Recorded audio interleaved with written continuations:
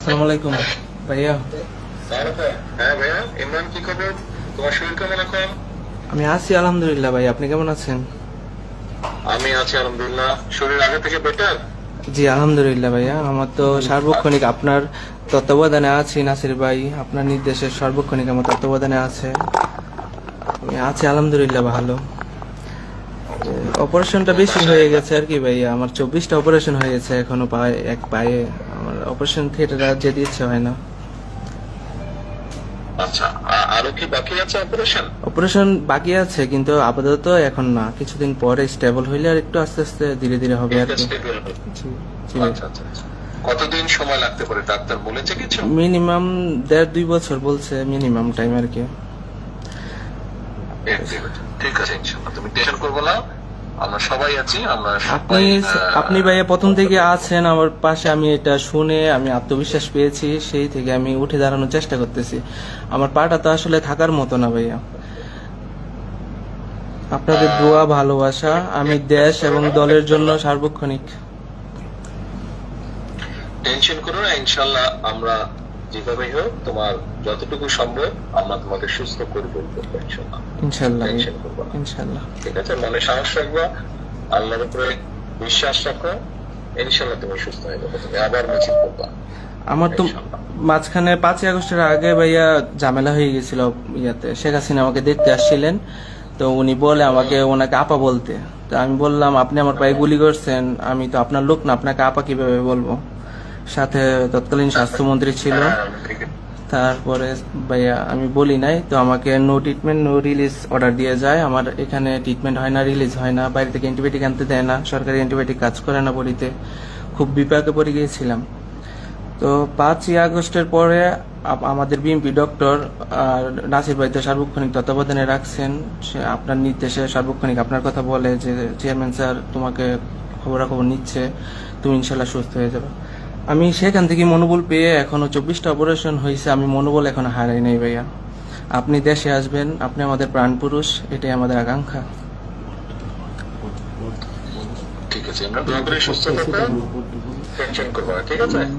ভাইয়া ইনশাআল্লাহ আবার কথা। ভাইয়া আমি ঢাকা কলেজ ছাত্র দলের সাবেক সহ প্রশিক্ষণ বিষয়ক সম্পাদক, আর বর্তমান 36 সদস্য কমিটিতে আহ্বায়ক সদস্য আর কি। ভাই আমার জন্য দোয়া করেন। নিশ্চয়ই ইনশাআল্লাহ, তুমিও দোয়া করো আমার জন্য। জি অবশ্যই ভাইয়া। জি। ওকে ভাইয়া, আসসালামু আলাইকুম। আসসালামু আলাইকুম। আসসালামু আলাইকুম।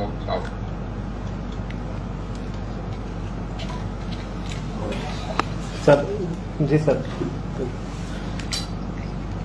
जी सर ओके अस्सलाम वालेकुम सर।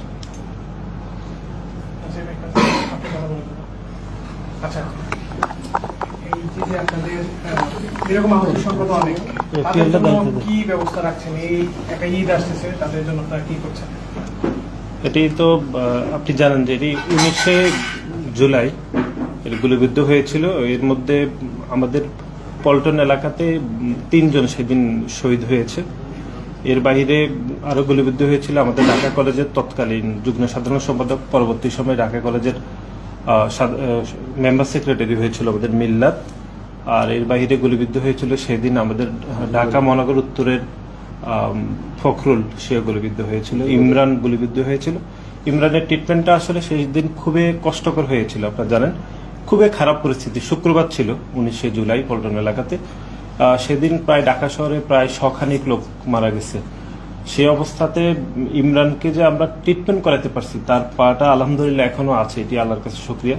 এবং ঢাকা শহরের 3টি প্রাইভেট হসপিটাল তার ট্রিটমেন্ট করতে চায়নি, এবং সুনামধন্য অনেক বিখ্যাত এখন অনেক হসপিটাল তারা গণ অভ্যুত্থানের পক্ষ শক্তি দাবি করে, তারা কিন্তু ইমরানকে হসপিটালে চিকিৎসা তো পরের কথা, হসপিটালে প্রবেশ করতেও দেয়নি। সেরকম একটি খারাপ সময়ে আমাদের দলের ভারপ্রাপ্ত চেয়ারম্যান তারেক রহমান, উনি সরাসরি তত্ত্বাবধান করে ওকে এখানে ভর্তি করেছে, তাও অনেক কষ্টে, মানে হচ্ছে অনেক চেষ্টা করার পরে। আমরা সবাই যখন ব্যর্থ হয়েছি তখন উনি নিজ চেষ্টায় আমাদের ড্যাবের, আমাদের বড় বড় ডাক্তারদের, স্বাস্থ্য সম্পাদক ডাক্তার আমান ভাই, ডাক্তার রফিক ভাই, সবার চেষ্টায় আমরা তাকে ভর্তি করাতে পারছি এখানে মোটামুটি প্রাথমিক চিকিৎসা। এর বাইরে আপনারা শুনেছেন যে এখানে খুনি শেখ হাসিনা দেখতে আসছিলেন সরজমিনে। সেদিন ইমরানকে বলেছিলেন যে আমি তো তোমাদের আপা, তুমি আমাকে আপা বলে ডাকতে পারো। তখন ইমরান তাকে বলেছিল যে আপনি যদি আমাদের আপা হন তাহলে আপনি তো গুলি করলেন কিভাবে আমাদেরকে, তাহলে তো আপনি আপা হতে পারেন না, আপা হলে তো আপনি গুলি করতেন না। তারপরে আপনারা দেখেছেন যে ইমরানকেও যে সকল আহত ছিল যাদেরকে নো ট্রিটমেন্ট নো রিলিজ একটি সিল দেওয়া হয়েছিল গোপনে, যে আপনি কোনো ট্রিটমেন্টও পাবেন না আবার রিলিজও পাবেন না। এবং সেখানে ইমরানের পক্ষে আমরা আমাদের ছাত্রদের যাদেরকে পাঠিয়েছিলাম তাদেরকে অনেকে গ্রেপ্তার করা হয়েছিল, আমরা ট্রিটমেন্টটা করাতে পারিনি, ন্যূনতম ওষুধও বাইরে থেকে দিতে পারিনি। আলহামদুলিল্লাহ গণঅভ্যুত্থান পরবর্তী সময়ে আসলে মূল ট্রিটমেন্টটা শুরু হয়েছে এবং এই পর্যন্ত আপনারা শুনেছেন যে তার মুখে 24টি অপারেশন হয়েছে।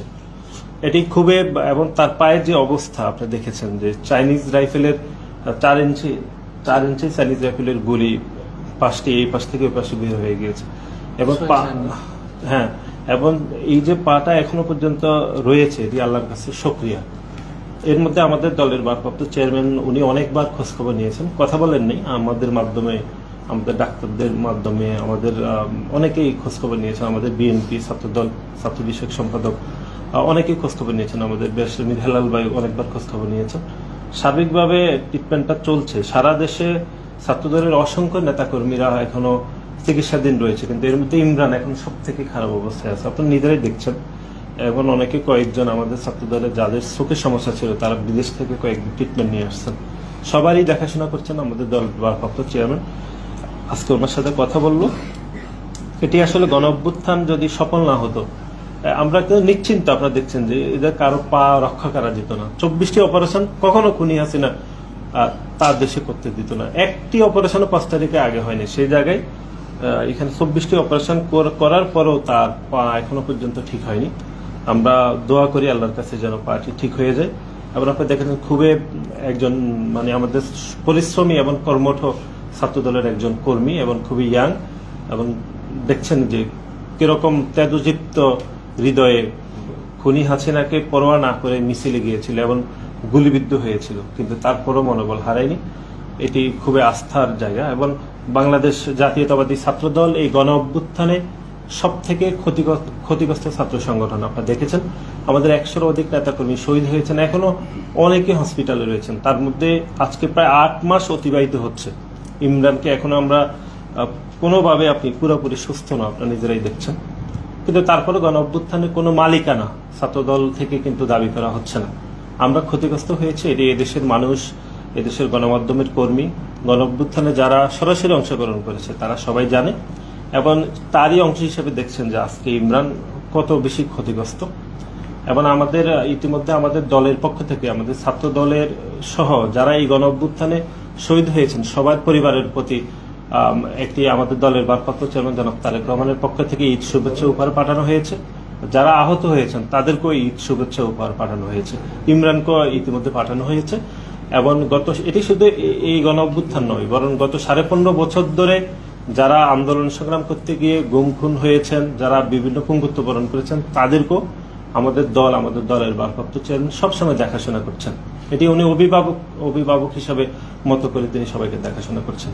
আচ্ছা, এই রাজনৈতিক প্রশ্ন রাখবো যে বর্তমান সময় দেখছি যে আবারও মাথা চালাতে চেষ্টা করছে আমরা, সেই ক্ষেত্রে আপনাদের পরিস্থিতি বা আপনাদের সার্বক্ষণিক কার্যক্রম কি থাকবে?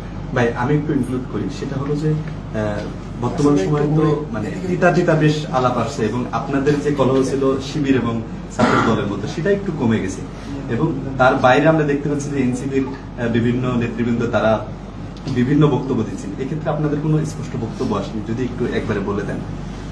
দেখুন এটি তো ধরুন সংগঠন, ভাই দুইটা বিষয় একটু বললেন যে আপনাদের পারস্পরিক কোনো মানে কথাবার্তা হচ্ছে না, চালাচালি হচ্ছে না শিবির এবং